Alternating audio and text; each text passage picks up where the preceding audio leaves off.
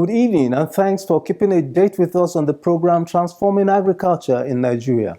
I'm your regular anchor, Gabriel Ojile.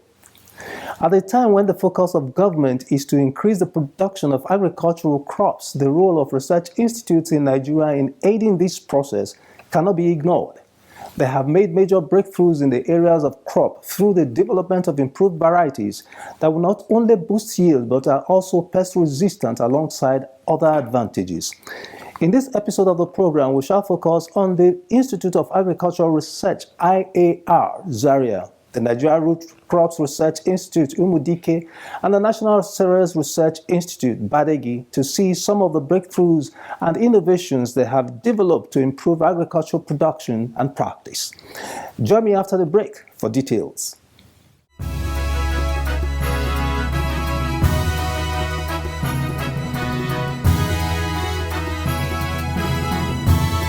Every part of Nigeria has something to offer.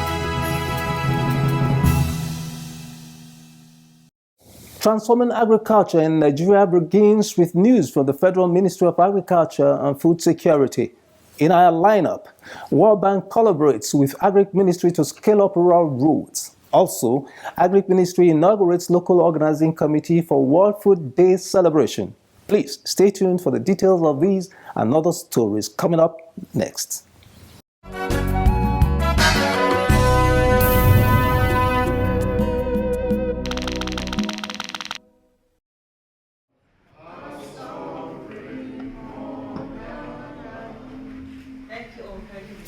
The World Bank is working with the Federal Ministry of Agriculture and Food Security to scale up the Rural Access Mobility Project in Nigeria.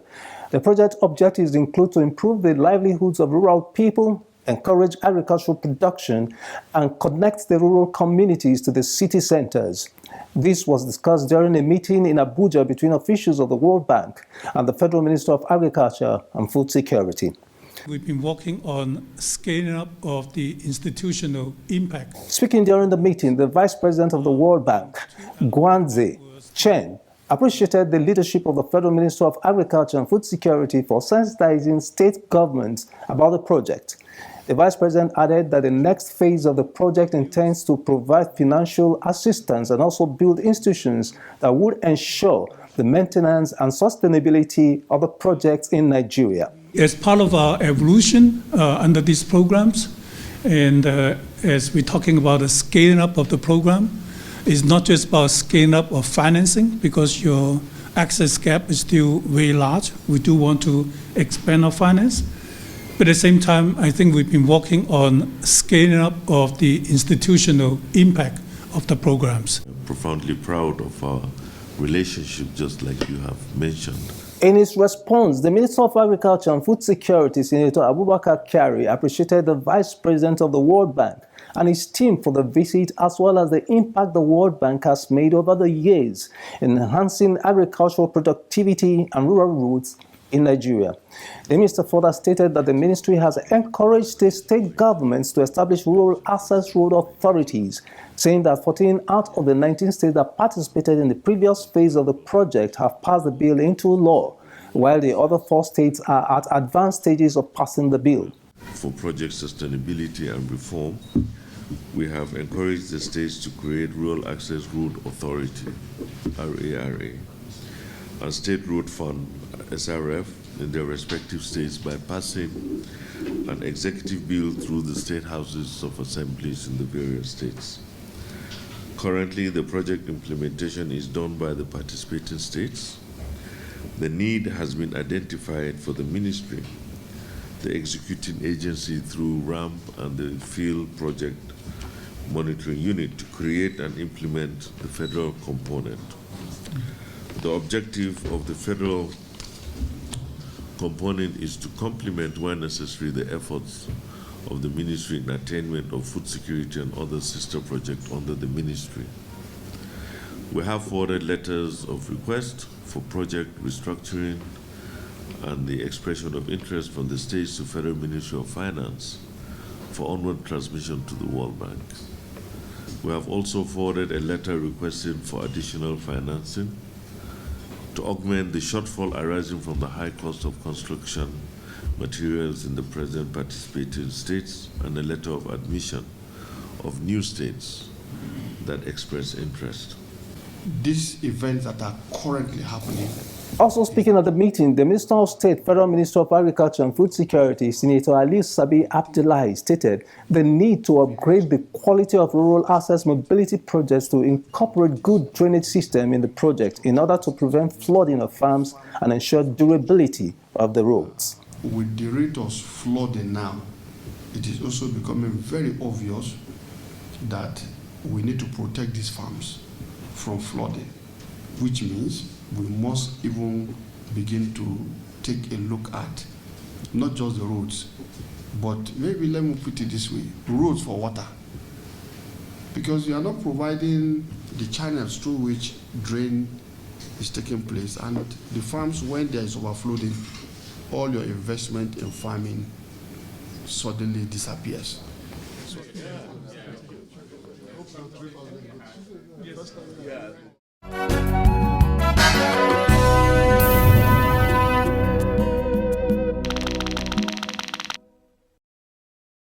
The Federal Ministry of Agriculture and Food Security has inaugurated a local organizing committee, LOC, to ensure proper planning for the celebration of the 2024 World Food Day, which comes up on 16th October 2024.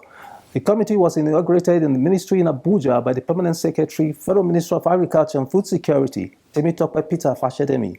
Speaking during the inauguration, the Permanent Secretary highlighted the activities lined up for this year's celebration of the World Food Day and urged members to work towards the success of the programs and the day.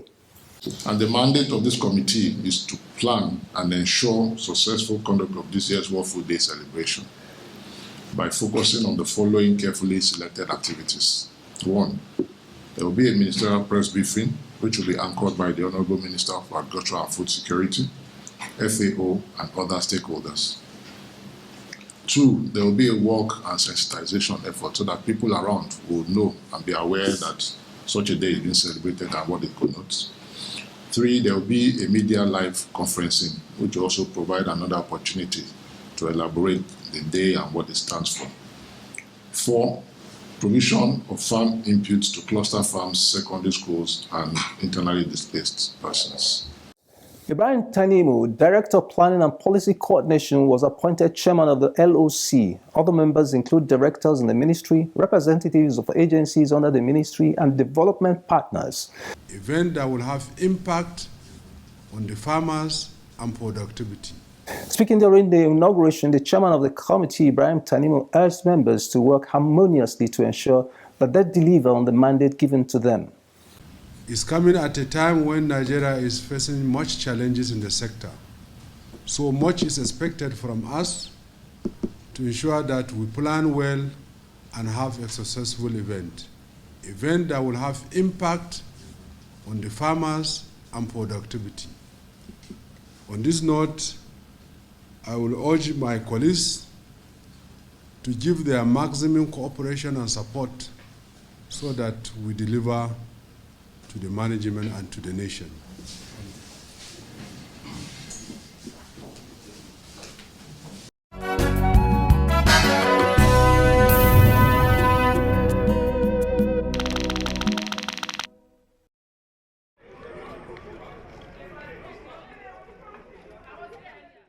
Following the federal government official flag-off of sales of subsidized milled rice, citizens have turned out in large numbers to buy the commodity at designated points. Speaking in an interview with our correspondent at the warehouse and point of sales in the central area of Abuja, a buyer, Joseph Olubenga, appreciated the federal government, saying he picked up his own 50 kg bag of rice. First and foremost, we have to thank Mr. President for the Renew Hope agenda, for giving us the opportunity to get a bag of rice. At least I find you happy. We are so grateful for that.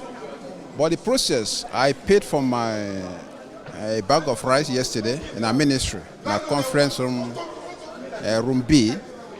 The process was so the crowd was much because everybody is clamoring to get a bag of rice because government is selling it in a subsidized way, you know, in the market.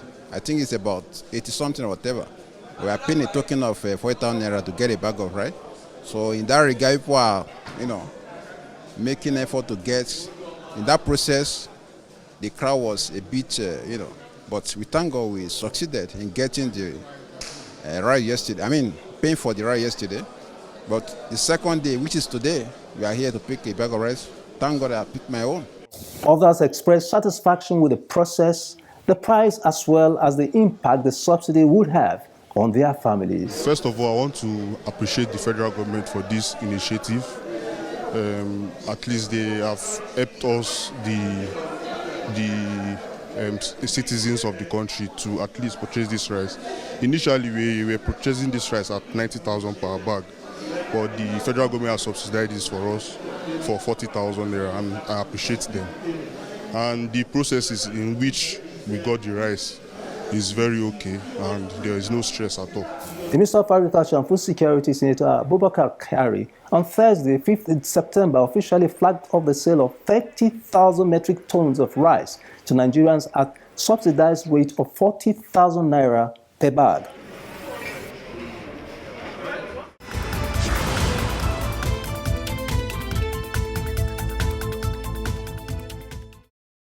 The Institute for Agricultural Research, Zaria, the Nigerian Root Crops Research Institute, Umudike, and the National Cereals Research Institute, Badeggi, have been saddled with the mandate of researching into different agricultural crops. These research institutes have over the years developed, tested, and trusted technologies to advance agricultural production and practice in Nigeria. What are these technologies developed by the research institutes, and what impact are they making? What should stakeholders do to popularize these technologies in the nation's quest to increase food production as well as food security? These and more will be the focus of our next segment. Keep watching.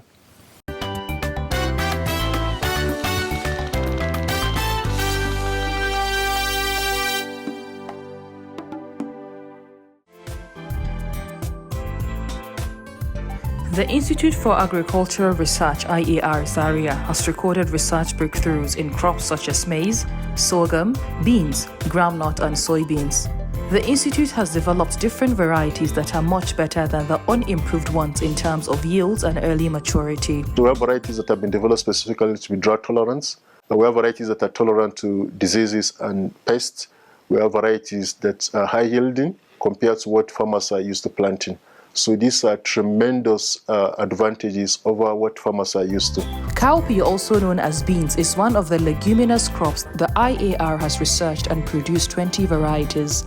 The varieties are high-yielding and resistant to pests and diseases. One of the cowpea varieties developed by IAR is Sampi 20. This variety is a major breakthrough not only for Nigeria but also one of its kinds in the whole of the African continent. This particular variety is improved, genetically modified, such that instead of the normal spray regime of 7, in some cases, some farmers can spray up to 10 times for them to get their cowpea. In this case, the maximum that we have recorded is not more than 2 spray regimes, and you have your cowpea. So this is not only an achievement for the Institute, not only an achievement for the country, but I can say for the entire West Africa region. Understanding the agronomical practices of leguminous crops that can boost productivity is another area of research undertaken by IAR. According to the researchers, fertilizer is better applied during the vegetative stage of the crop, especially within 2 weeks after planting. There is also the placement method. How do you place it? Farmers around here, we see them, because of saving time, I don't know, maybe saving time is one of them, and saving costs maybe another one. You see the farmers spreading the fertilizers, like spreading it on the field. If it's a rice field or so, they're spreading it. And even when the crop is even like 2 weeks, they don't even do it. They just spread it. So, but in our own case, we advise farmers, we have developed technologies to place the fertilizer by the side of the crop, which has been adopted. And then when you are also putting the fertilizer on the surface, there is high risk of volatilization. Volatilization is the fertilizer will become like gas and move, the fertilizer nutrient, half of it can be lost Preservation methods of storing leguminous crops is also important for farmers to understand in the value chain. Researchers recommend the safest way of storing the crop. For cowpea specifically, we have a triple bagging technology, whereby a single bag has 2 layers of polythene, and then when it is sealed, it's completely absent. There's absence of oxygen in the container, in the bag, and then it protects the crop without using a single chemical to do it. Cereal crops include maize, sorghum, rice, millet, and wheat. The Institute for Agricultural Research, IAR, has developed over 60 varieties of maize and over 50 varieties of sorghum, among others. We have released both the nutritionally enhanced and environmentally resilient 69 varieties of maize. For sorghum, there are about 47 varieties of sorghum. Groundnut, we have 29 varieties of groundnut. Cotton, I think there are about 15 varieties. And then for sunflower, we have 4 varieties. In addition to that, we also have the mechanization program. In our mechanization program, we focus on developing machines that reduce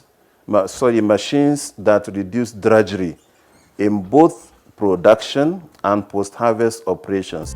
Aside high-yielding varieties of maize, sorghum, as well as other cereal crops, the Institute has also undertaken lots of problem-solving researches that increase the vitamin content of these crops. IAI varieties of cereal crops are also resistant to striga weed.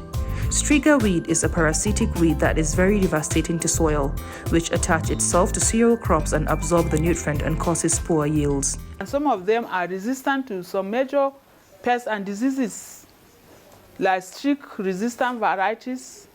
We have, among those ones that we have, some of them are strict-resistant. So if you are in an ecological zone that strict virus is endemic, you go for that. We have striga resistant, and we know striga is a major problem of cereals production worldwide, not only in Nigeria. So those resistant varieties to striga have helped in increasing the yield from such heavily infested fields. And so in that way, we are helping in reducing the problems our farmers face. The Institute has also proved that a planting system called double density, which requires a farmer planting 2 rows of a crop on the same ridge, is a system that boosts production of maize and other crops. I will make an example where you are expecting 100,000 stands per hectare. This is just an example. When you are expecting 100,000 stands per hectare of maize in 1 hectare, when you adopt the double row or double density, it means you're going to have double the number of stands, the population of the maize per hectare. That means you have 200,000 stands per hectare. What that means is that the farmer who does this is going to see a difference in the yield.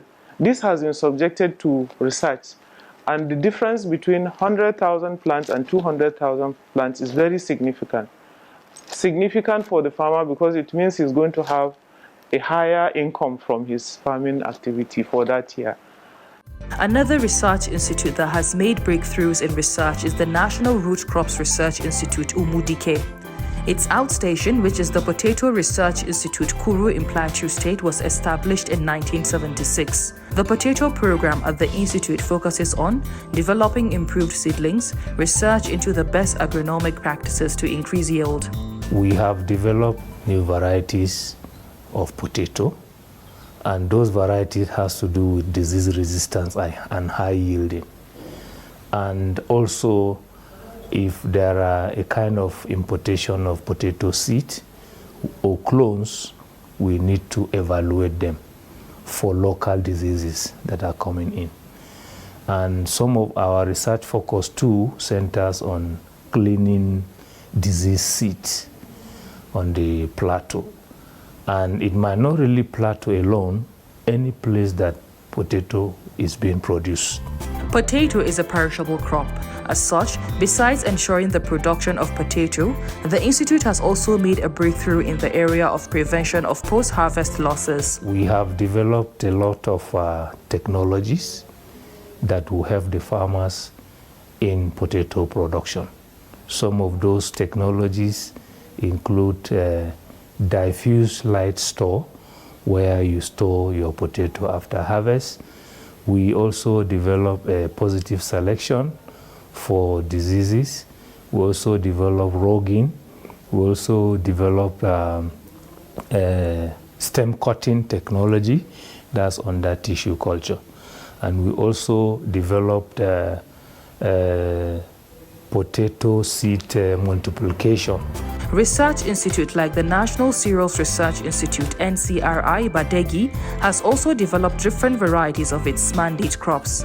The institute over the years has developed improved seeds of soybeans, rice and other mandate crops.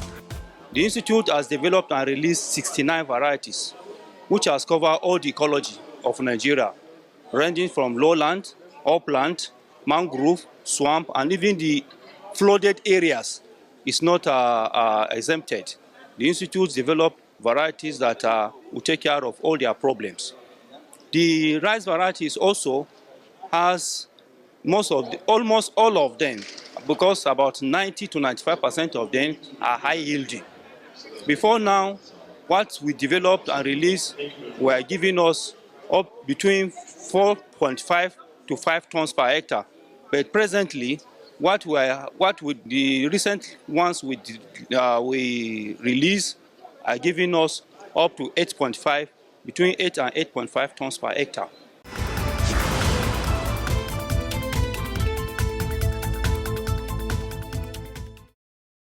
The outcome of agricultural research is better appreciated when you hear testimonies of those that have applied it for the betterment of their farming activities. In our next segment, Farmers Speak, we shall hear from farmers who have been using technologies developed by IAR and the Potato Research Institute.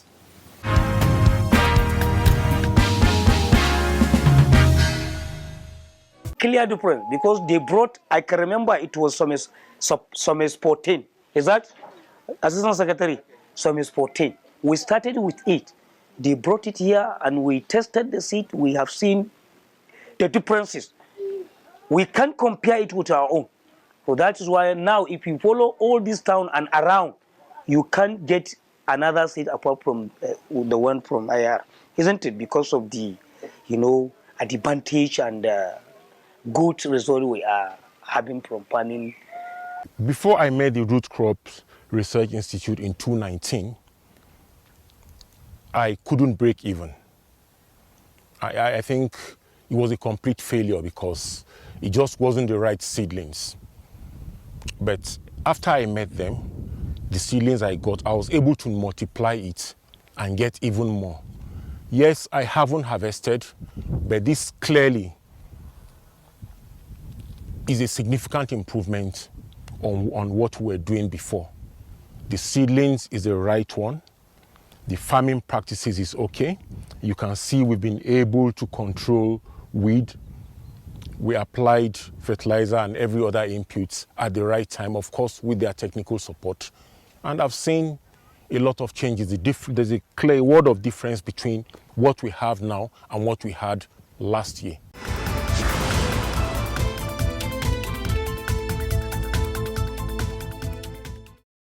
A lot of research breakthroughs have been made by these research institutes, and it is imperative for the private sector and the government at all levels to work with them to ensure that farmers have access to these technologies and adopt them for better production. Join us again, same time, same station, for another interesting episode of the program. Do have a great night rest, and bye for now.